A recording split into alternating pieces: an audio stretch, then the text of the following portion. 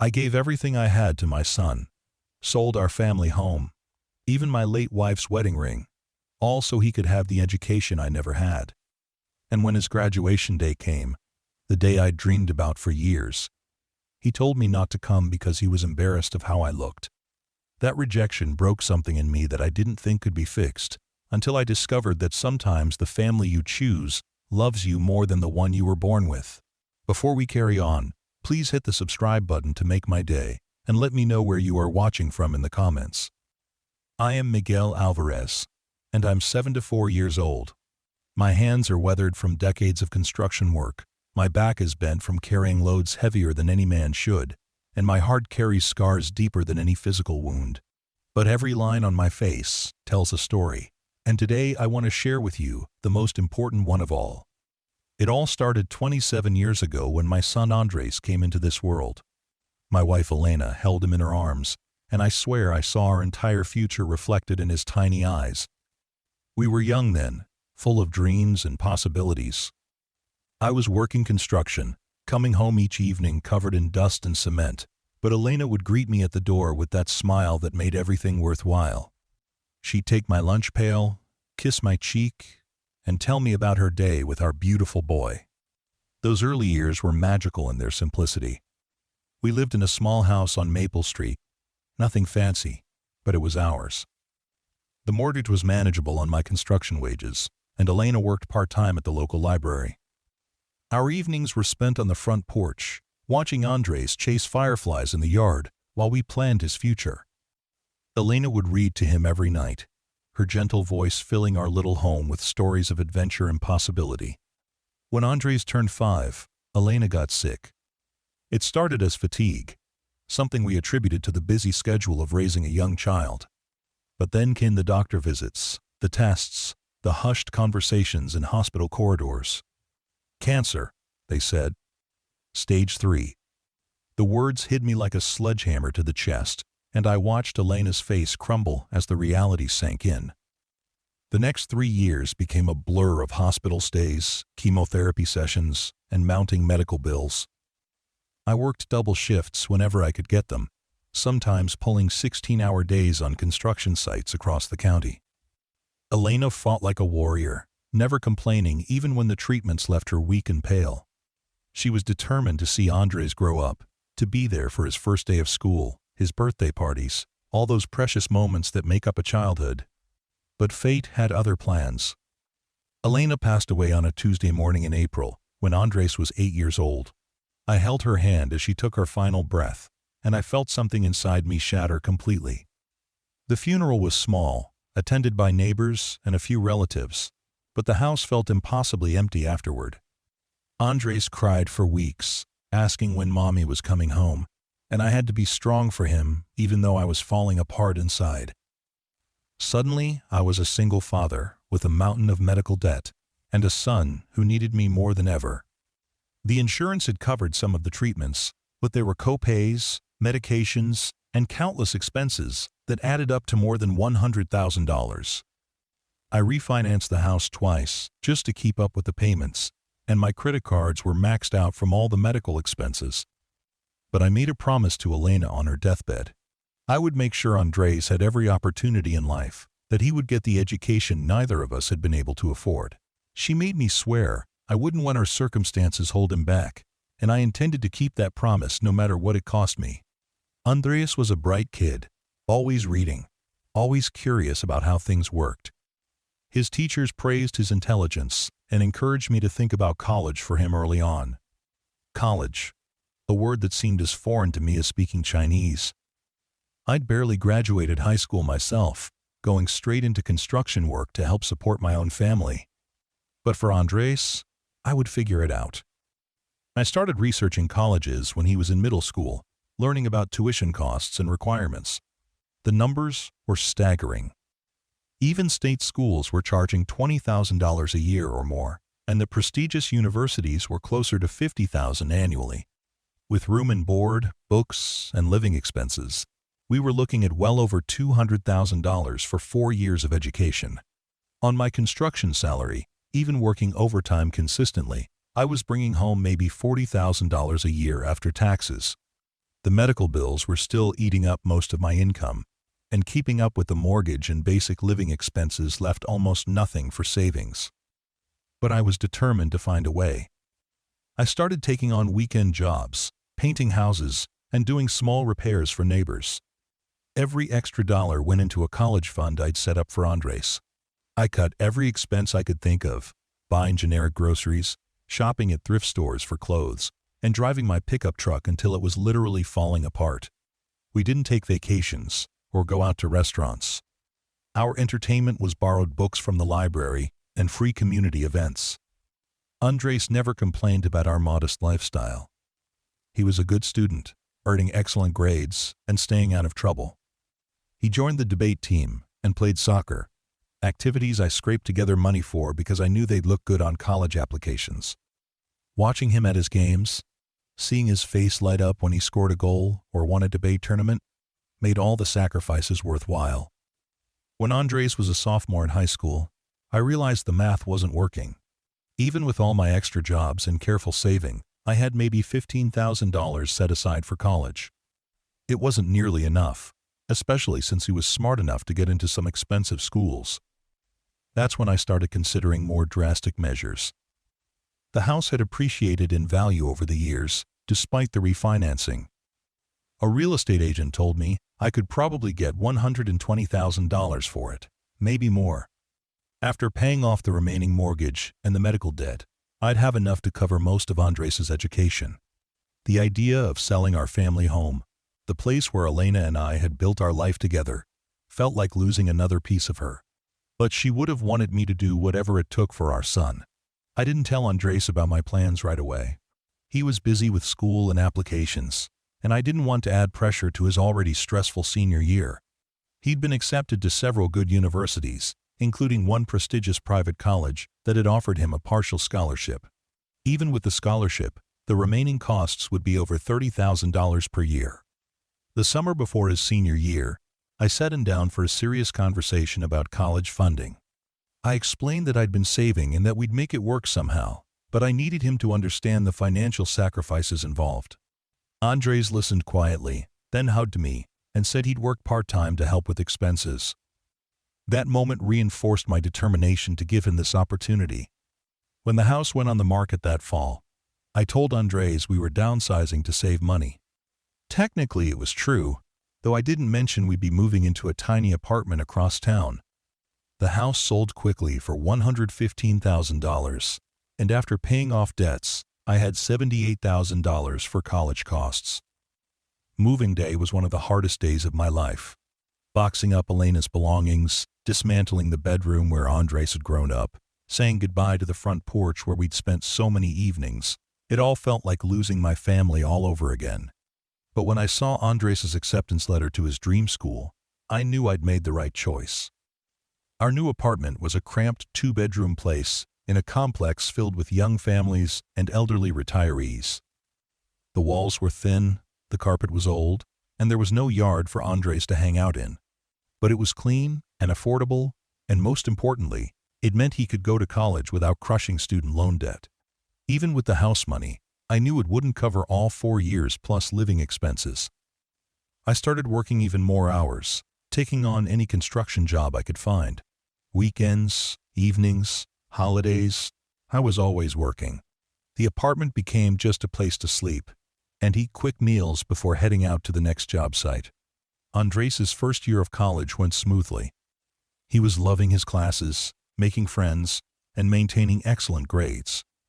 When he came home for Christmas break, he seemed different, more confident and mature. He talked about his professors, his classmates, the amazing opportunities the university provided. Seeing him flourish made every sacrifice worth it. But by his sophomore year, the financial strain was becoming overwhelming. Even working 7 days a week, I was barely keeping up with tuition payments and his living expenses. The college kept finding new fees to charge, books cost hundreds of dollars each semester, and Andres needed money for everything from laundry to occasional meals out with friends. That's when I made the decision that still haunts me.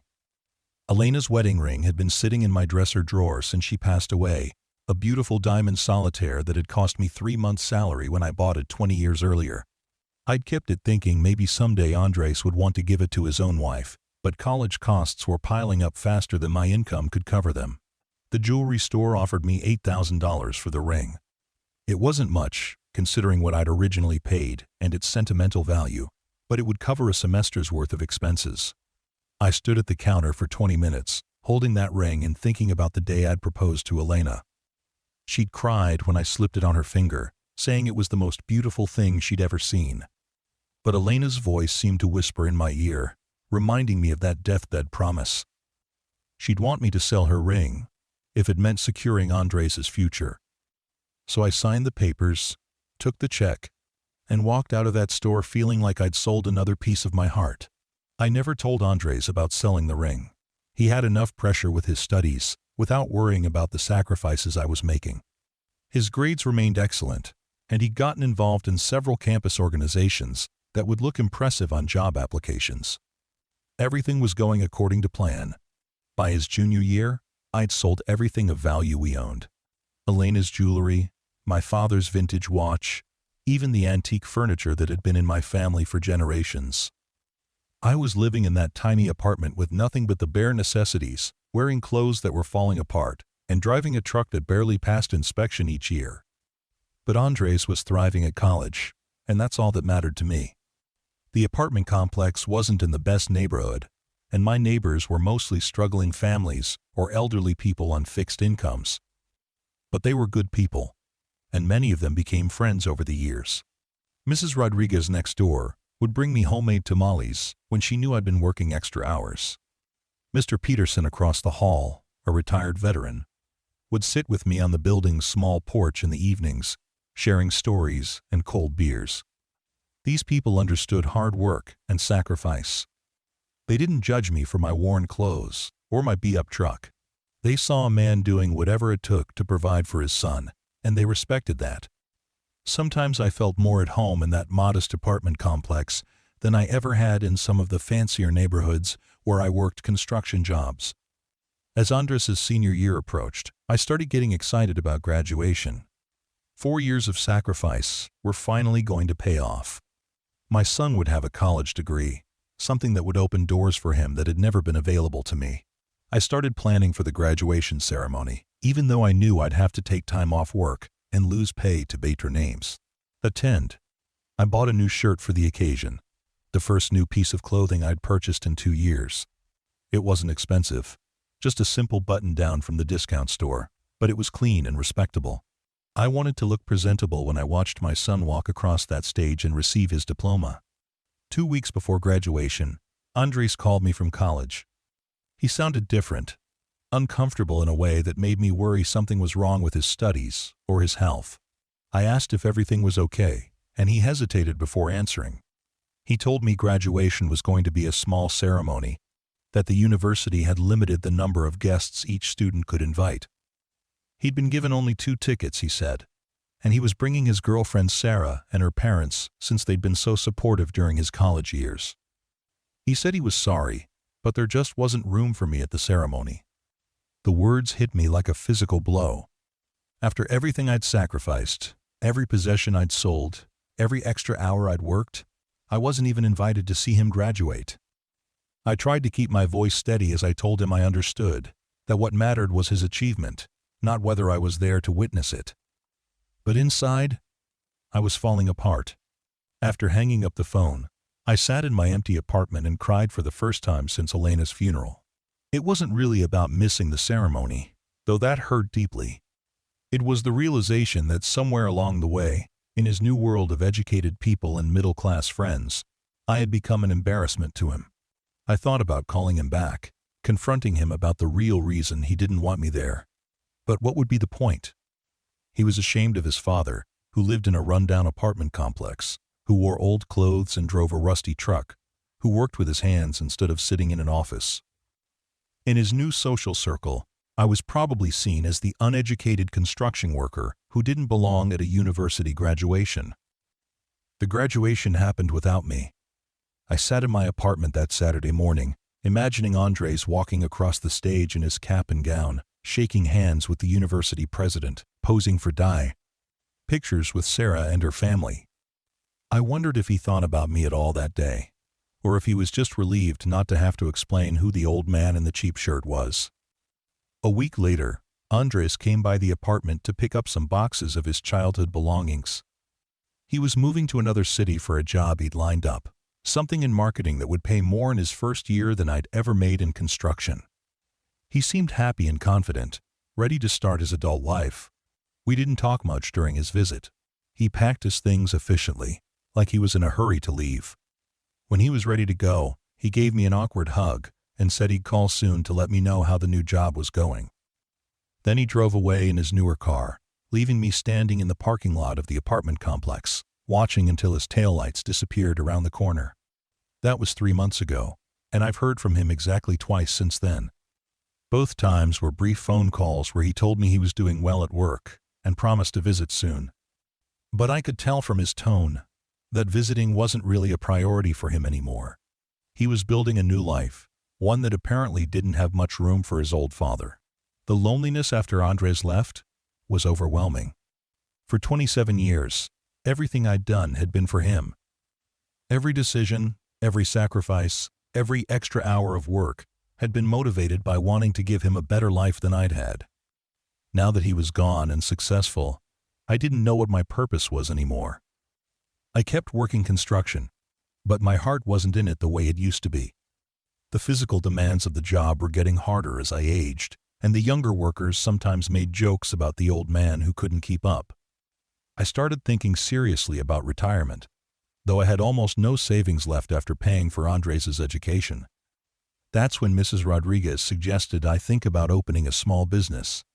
She'd noticed I was handy around the apartment complex, always fixing things for neighbors who couldn't afford to hire professionals. She said there was an empty storefront downtown that might be perfect for a small cafe or sandwich shop, something that wouldn't require a huge investment but could provide steady income.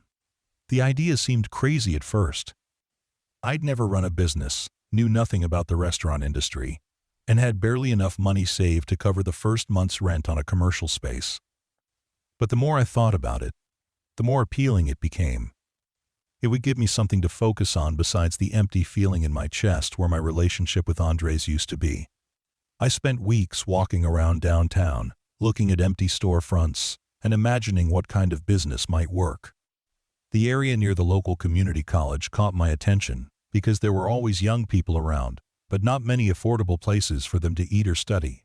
Most of the restaurants were either fast food chains or expensive places meant for business lunches. The storefront I eventually rented was small and needed work, but it was in the perfect location. It had big windows facing the street, enough space for maybe a dozen tables, and a small kitchen in the back. The rent was reasonable, and the landlord agreed to let me make improvements in exchange for a longer lease commitment. I used the last of my savings plus a small loan from the bank to buy basic kitchen equipment and furniture. Everything was second-hand or discount, but it was clean and functional. I painted the walls myself, installed new light fixtures, and built the counter where customers would order. It took 2 months of working evenings and weekends to get the place ready to open. I decided to call it Miguel's Café, keeping the name simple and personal. The menu would be basic but good quality: sandwiches and soups, fresh coffee, and homemade pastries. Nothing fancy, just honest food at prices college students could afford. I also planned to have free Wi-Fi and plenty of electrical outlets so students could use the space for studying. Opening day was terrifying. I'd never worked in food service before, and I was worried I'd forgotten something important or that nobody would show up. But by 10 in the morning, I had my first customer, a young woman from the community college who ordered a coffee and a muffin. She was polite and friendly, and when she left, she said she'd definitely be back. Word spread quickly among the students that there was a new place with good food and a quiet atmosphere for studying. Within a few weeks, I had regular customers who came in every day, often spending hours working on laptops or reading textbooks. They were respectful and appreciative, always cleaning up after themselves and treating the cafe like their own space. What surprised me most was how much I enjoyed talking with these young people. They reminded me of Andres when he was in college, full of dreams and working hard toward their goals. They'd tell me about their classes, their career plans, their family situations. Many of them were working multiple jobs to pay for school, just like their parents had probably done for them. Some of the students were struggling financially, and I started offering them small jobs around the cafe in exchange for meals. Maria, a nursing student, helped me prep vegetables and clean tables in the mornings before her classes. Tommy, who was studying automotive repair, fixed my coffee machine when it broke down and wouldn't accept payment beyond a free lunch. These young people began to feel like the family I'd lost when Andres moved away. They celebrated with me when the cafe had a particularly good day, and they worried about me when I caught the flu and had to close for a few days. They brought me birthday cards and small gifts, things they couldn't really afford but wanted to share anyway. The cafe wasn't making me rich, but it was profitable enough to cover my expenses and give me a modest living. More importantly, it gave me a sense of purpose again. I was providing something valuable to my community, creating a space where students could afford to eat well and study in peace. It felt meaningful in a way that construction work, despite being honest labor, never quite had. As the months passed, I realized I was happier than I'd been in years. The students treated me with respect and affection, calling me Mr. Miguel and asking for my advice on everything from relationships to career choices. They valued my opinion and experience in ways that made me feel useful and appreciated. One evening, as I was closing up the cafe, I found myself thinking about Andres. I wondered what he'd think of this new chapter in my life, whether he'd be proud of what I built or embarrassed that his father was running a small cafe instead of retiring with dignity. Part of me wanted to call him and share the good news, but I was afraid he'd see it as another sign of how different our lives had become. The next morning brought a surprise visitor. Sarah, Andres' girlfriend from college, walked into the cafe looking nervous and uncertain. I recognized her from photos Andres had shown me, though we'd never met in person. She ordered a coffee and asked if we could talk privately for a few minutes. She told me she'd heard about the cafe through mutual friends and wanted to meet me because she'd always felt bad about the graduation situation. She said Andres had lied to me about the ticket limitations, that she'd actually suggested he invite me instead of her parents, but he'd refused. She'd been uncomfortable with his decision but hadn't known how to address it without causing problems in their relationship. Sarah explained that Andres had been struggling with feelings of shame about his background, not because he wasn't grateful for my sacrifices, but because he was afraid his new professional colleagues would judge him based on my working-class appearance and manner of speaking. She said he loved me but was going through an identity crisis, trying to figure out how to bridge the gap between where he came from and where he was going. Her words were both painful and enlightening. I'd suspected something like this, but hearing it confirmed by someone who knew Andres well made it feel more real. At the same time, I was grateful to finally understand what had been happening in his mind. It didn't excuse his behavior, but it helped me make sense of it. Sarah stayed for over an hour, telling me about Andres' job and his life in the new city. She said he talked about me often and seemed to regret the distance that had grown between us. She encouraged me to reach out to him, suggesting that he might be waiting for me to make the first move because he was too ashamed of his graduation day decision to initiate contact himself. After Sarah left, I spent the rest of the day thinking about our conversation. Part of me was angry that Andres had chosen his image over our relationship, but a larger part of me just missed my son and wanted to repair the damage between us. I decided to write him a letter, something more thoughtful and permanent than a phone call. I spent hours that evening crafting the letter, trying to find the right words to express my feelings without making him feel more guilty than he probably already did. I told him about the cafe, about the students who'd become like family to me, about how proud I was of his success, even though I was hurt by his recent behavior. I asked him to visit when he could, not because I needed him to validate my life choices, but because I missed him and wanted to know him as an adult. I mailed the letter on a Tuesday and spent the rest of the week wondering if he'd respond. Part of me expected him to ignore it or send back a brief, polite acknowledgement that didn't really address the issues between us. But the following Sunday evening, my phone rang, and Andres' name appeared on the caller ID. His voice was emotional when he answered, and he immediately apologized for everything that had happened around graduation. He said he'd been acting like someone he wasn't, trying so hard to fit into his new professional world that he'd lost sight of what really mattered. He admitted that he'd been ashamed of our modest circumstances, not because he wasn't grateful, but because he'd been afraid of being judged by people whose opinions shouldn't have mattered to him. We talked for 2 hours that night, really talked in a way we hadn't done since he'd left for college.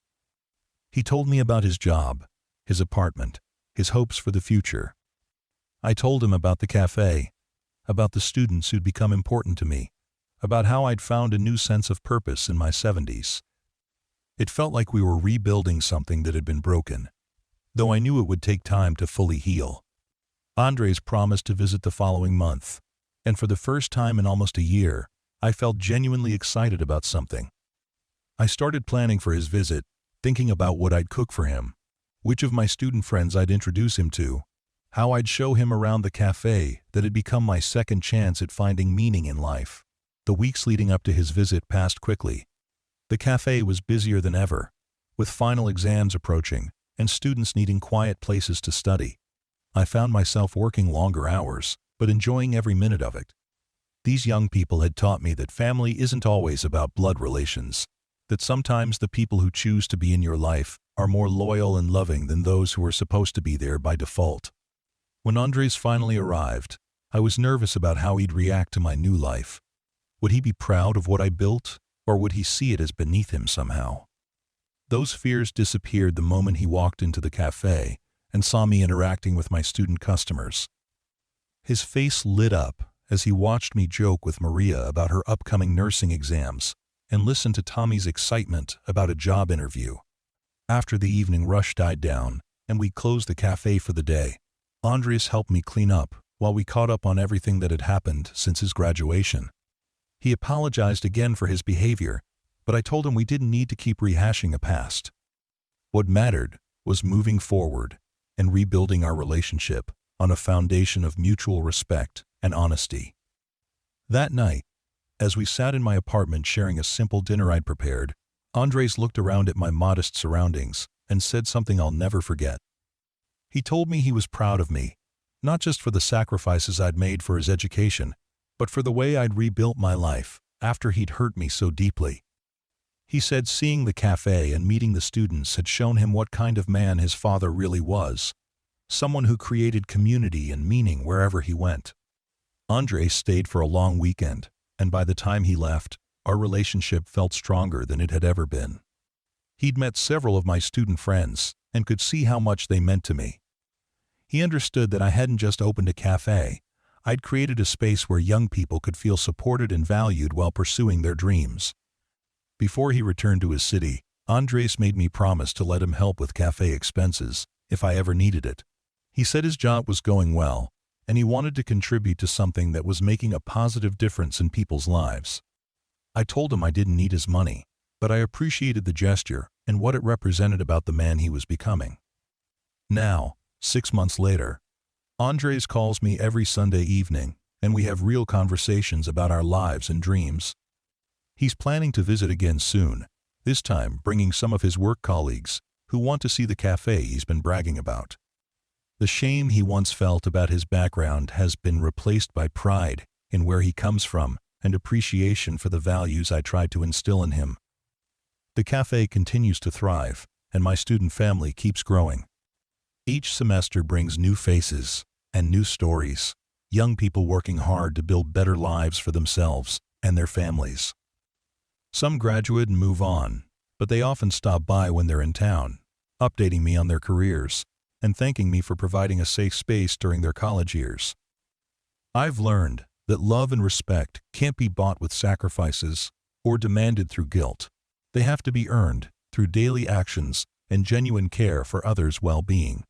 The students at my cafe love me not because of what I've given up for them, but because of how I treat them and the space I've created for their success.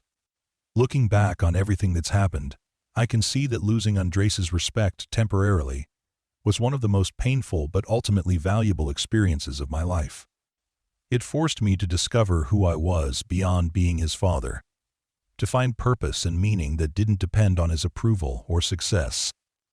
The cafe gave me a chance to be valued for myself, not just for my willingness to sacrifice. Elena would be proud of both of us, I think. Proud of Andres for getting his education and building a successful career, but also for having the courage to admit his mistakes and work to repair our relationship. And proud of me for finding a way to turn heartbreak into healing. Not just for myself, but for all the young people who found a second home at Miguel's Cafe. Sometimes the greatest gift we can give our children isn't our sacrifices, but our example of how to rebuild when life doesn't go according to plan. I sold everything to give Andres his education. But what he really needed to learn was how to maintain his values and relationships while pursuing his dreams. That lesson took both of us years to understand, but it was worth the wait.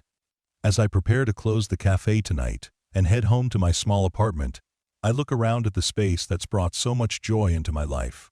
Tomorrow will bring new students, new conversations, new opportunities to make a difference in someone's day. At 74, I've discovered that it's never too late to find your purpose, and sometimes the family that chooses you loves you exactly as you are. But the story doesn't end there, because life has a way of surprising you just when you think you've figured everything out. 3 weeks after Andres' last visit, I received a phone call that would change everything again. It was from Dr. Patricia Hernandez, the Dean of Student Services at the community college. She'd been hearing about my cafe from her students and wanted to meet with me about a potential partnership. Dr. Hernandez arrived on a Tuesday morning when the cafe was relatively quiet, just a few early students studying over coffee and pastries. She was a woman in her 50s with kind eyes and the sort of professional demeanor that immediately put me at ease.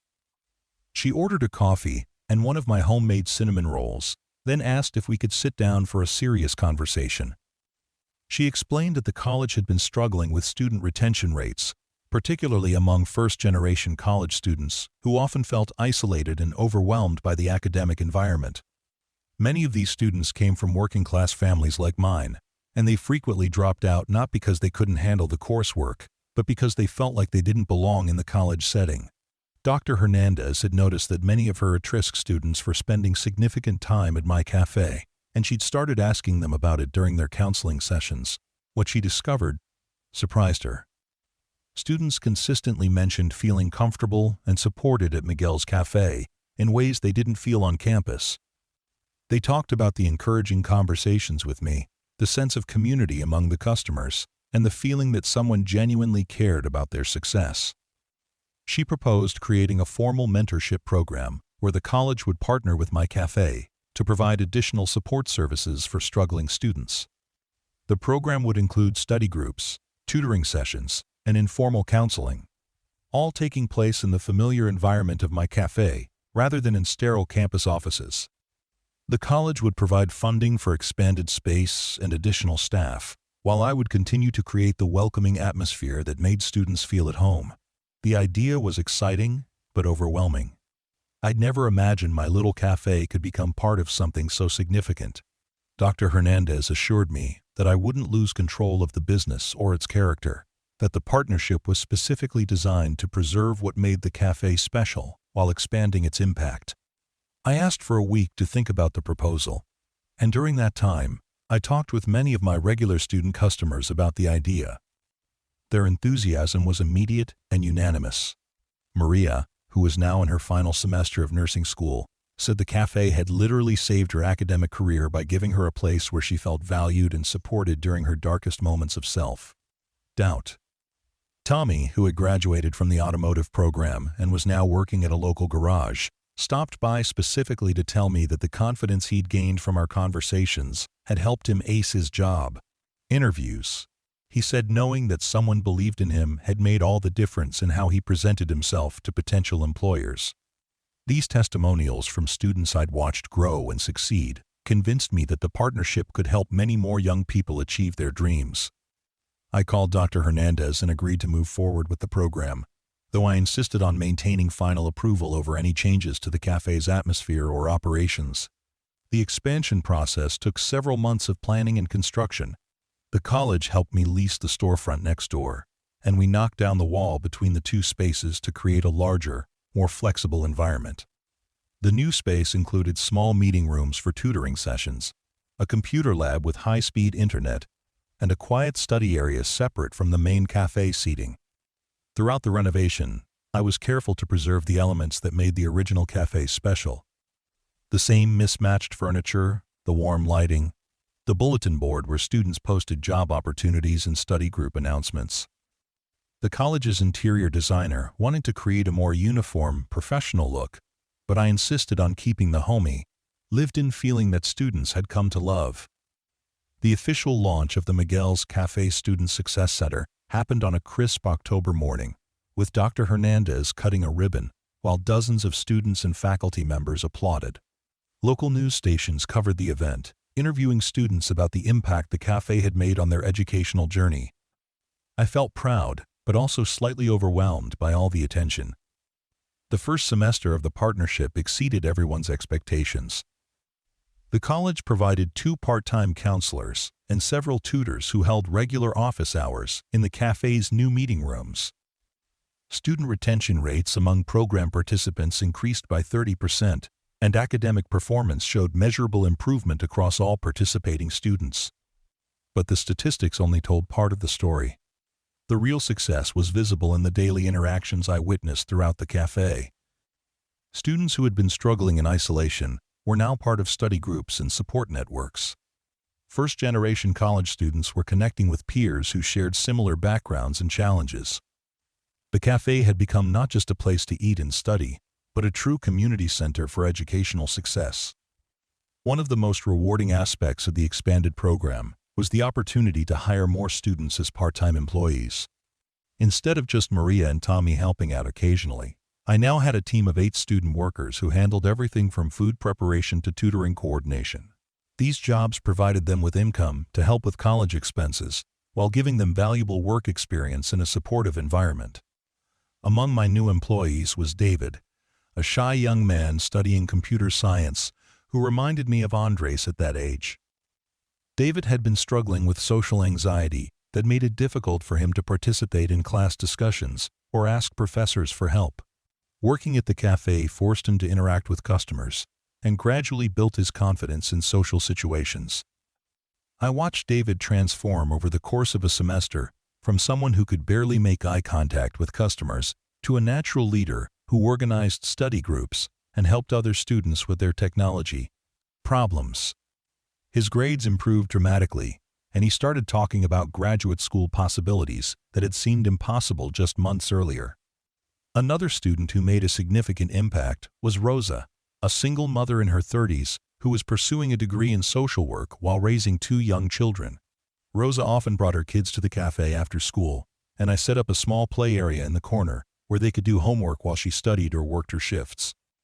Other students started helping with childcare informally, creating an extended family atmosphere that supported Rosa's educational goals. Rosa's situation reminded me of the challenges Elena and I had faced when Andres was young, trying to balance work, family responsibilities, and dreams for the future.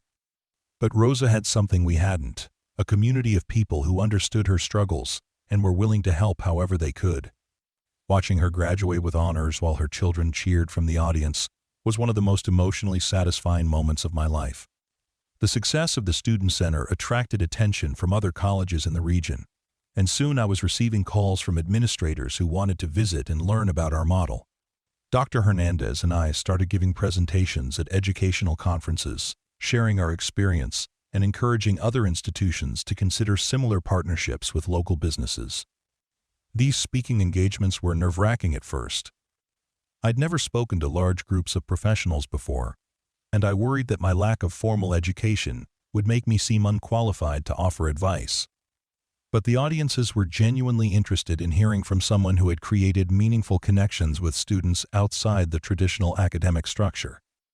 During one particularly memorable conference presentation, a dean from a prestigious university asked me what I thought was the key to creating the kind of supportive environment that helped students succeed.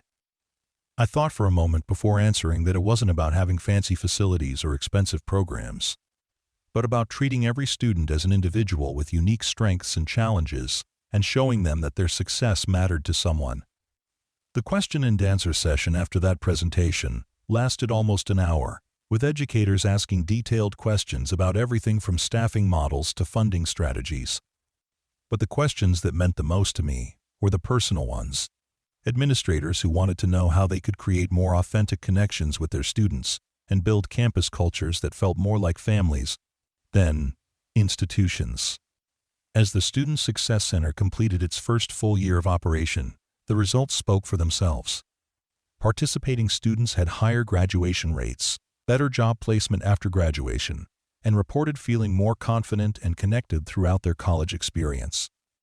The college administration was so pleased with the outcomes that they increased funding for the program and asked me to help develop similar partnerships with other local businesses.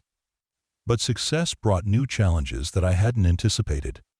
The increased visibility and growth of the program meant more administrative responsibilities, budget meetings, and paperwork that took time away from the direct student interactions that had always been the hard passion of what I did. I found myself spending hours on reports and planning meetings when I'd rather be making coffee and talking with students about their dreams. It was during this period of adjustment that Andres made another surprise visit, this time bringing his new fiancée Rebecca to meet me.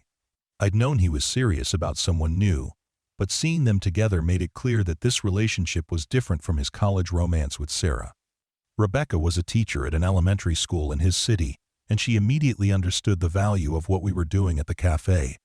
Rebecca spent hours talking with students during their visit, asking about their majors and career plans with genuine interest. She helped David debug a computer programming assignment and gave Rosa advice about graduate school applications. Watching her interact with my student family, I could see why Andres had fallen in love with her. She had the same caring nature that Elena had possessed, the ability to make everyone around her feel valued and important. On their last evening in town, Andres pulled me aside for a private conversation. He told me that seeing the Student Success Center had given him a new perspective on education and community involvement. He'd been successful in his marketing career, but he was starting to feel like his work lacked the meaning and purpose that I'd found in my second career. He asked if I'd be open to him moving back to our city and joining the cafe operation in some capacity. He had ideas about expanding the program to serve high school students considering college, and he wanted to use his business skills to help secure additional funding and partnerships. The proposal was tempting, but I was also concerned about the potential complications of mixing family and business relationships. I told Andres I needed time to think about his offer, and we agreed to discuss it more after he'd had a chance to fully consider what such a move would mean for his career and his relationship with Rebecca. I wanted to make sure he was motivated by genuine passion for the work, rather than guilt about our past conflicts or a desire to make up for lost time. Over the following weeks, I found myself imagining what it would be like to work closely with Andres on expanding the Student Success Center. Part of me was excited about the possibility of having him as a true partner in something meaningful, while another part worried about whether we could maintain the healthy relationship we'd rebuilt if we were working together every day. The decision became clearer when I received an unexpected phone call from the mayor's office. The city was applying for a federal grant to create workforce development programs for disadvantaged youth, and they wanted to include our cafe partnership as a model for community-based education initiatives. The grant would provide substantial funding for expansion, but it would also require significant administrative oversight and program development expertise. I realized that while I was passionate about working with students and creating supportive environments, I wasn't equipped to handle the complex bureaucratic requirements of federal grant management. Andres, with his business background and organizational skills, could be exactly what the program needed to reach its full potential, while preserving the personal touch that made it effective. When I called Andres to discuss the grant opportunity, his enthusiasm was immediate and infectious. He started asking detailed questions about budget requirements, reporting standards, and expansion possibilities. It was clear that he'd been thinking seriously about the career change and had concrete ideas about how his skills could contribute to the program's growth. Rebecca had been offered a teaching position in our city's school district, which removed one of the major obstacles to their relocation. She was excited about the possibility of working with students who might eventually benefit from the cafe's programs, creating a pipeline from elementary education through college success support. After several more weeks of planning and discussion, we decided to move forward with bringing Andres into the business as operations director for the expanded Student Success Center. The transition would happen gradually over 6 months, giving him time to wrap up his current job responsibilities and me time to adjust to sharing leadership of something that had been entirely my creation. The federal grant application process was more complex than anything I'd ever attempted, requiring detailed budgets, outcome measurements, and partnership agreements with multiple organizations. Andres' experience with business planning and project management proved invaluable as we worked together to develop a comprehensive proposal that addressed every requirement while staying true to the café's original mission. During the grant writing process, I watched Andres demonstrate skills and knowledge that I'd never fully appreciated. He could translate our informal mentoring approach into academic language that satisfied government requirements while preserving the essential human elements that made the program work. He understood how to create systems and structures that would allow us to serve more students without losing the personal connections that were our greatest strength. The collaboration also gave us opportunities to rebuild our relationship on more equal terms.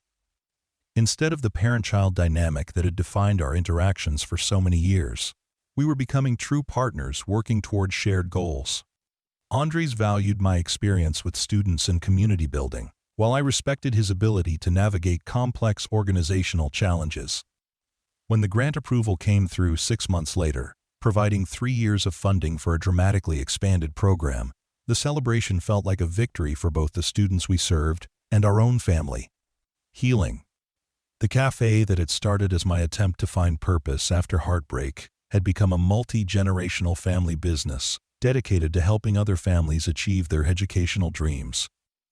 The expanded program allowed us to serve students from 3 different colleges in the region, provide more comprehensive support services, and create pathways for high school students to begin preparing for college success. We hired additional counselors, tutors, and support staff, many of them graduates of our original program who wanted to give back to the community that had helped them succeed. David, the shy computer science student who had transformed into a confident leader during his time at the cafe, became our technology coordinator, managing the computer lab and teaching digital paper literacy skills to students who needed them. Rosa, after completing her social work degree, joined our counseling team, specializing in supporting other non-traditional students juggling family and educational responsibilities. These success stories multiplied throughout the expanded program, creating a cycle of support where former students returned as mentors and staff members. The cafe maintained its original character as a welcoming space for coffee and conversation, but it had also become something larger, a symbol of how education and community support could transform individual lives and entire families. Andres and Rebecca moved back to town just as the expansion was getting fully underway, and they immediately became integral parts of the extended cafe family. Rebecca started an after-school program for younger siblings of college students, providing homework help and enrichment activities, while their older brothers and sisters studied or worked in the cafe. Watching Andres interact with the students reminded me of why I'd been so determined to provide him with educational opportunities. He had the same curiosity and drive that had characterized his childhood, but now he was using those qualities to help other young people achieve their goals. He treated every student with respect and genuine interest, never talking down to them or dismissing their concerns. The success of our partnership exceeded everyone's expectations, including our own. By the end of the first year under the federal grant, we had served over 200 students directly, with graduation rates among participants reaching 93%. More importantly, we had created a model that was being replicated in other communities across the country. Educational researchers began studying our program, trying to understand what made it so effective compared to traditional campus-based support services. Their findings consistently pointed to the same factors that I'd discovered instinctively: the importance of creating genuine relationships, providing consistent support, and treating students as whole people rather than just academic statistics. One researcher, Dr. Jennifer Martinez from the State University, spent a month observing operations at the cafe and interviewing students, staff, and community members. Her final report described the program as a masterclass in community-based education that demonstrates how authentic, caring relationships can transform educational outcomes. Dr. Martinez's research was particularly interested in the role I played as the program's founder and the ways my background as a working-class father seemed to resonate with students from similar circumstances. She noted that many first-generation college students struggled with feeling like imposters in academic settings, but that my presence and example helped them see education as something accessible to people like them. The academic recognition was gratifying, but what mattered most to me were the individual success stories that continued to emerge from our work. Students who had been on the verge of dropping out or graduating with honors and securing good jobs or acceptance to graduate programs.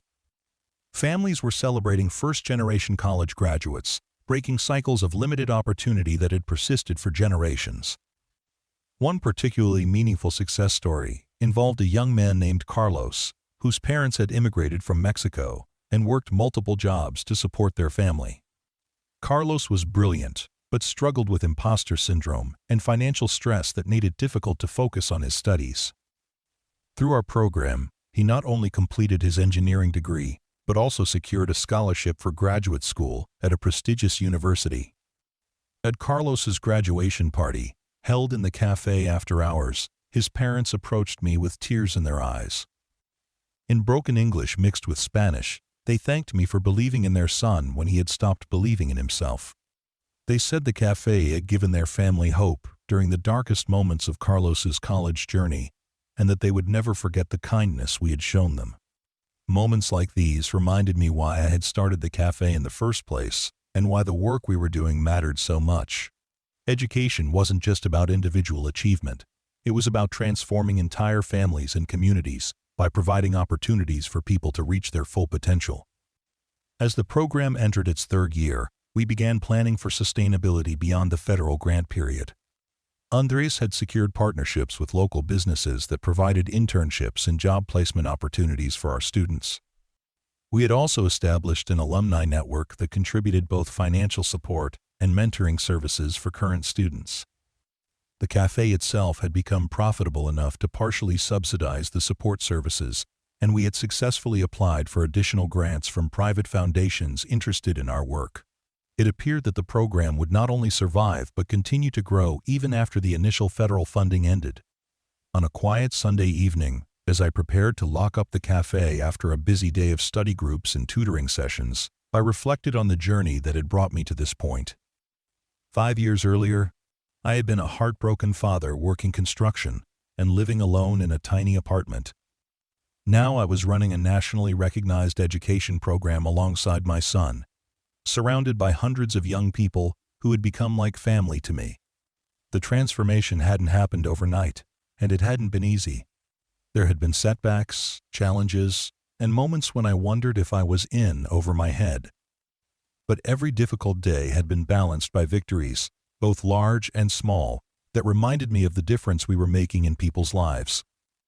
As I turned off the lights and headed home to the small house Andres and Rebecca had helped me buy in a neighborhood near the café, I thought about Elena and how proud she would be of everything we had accomplished.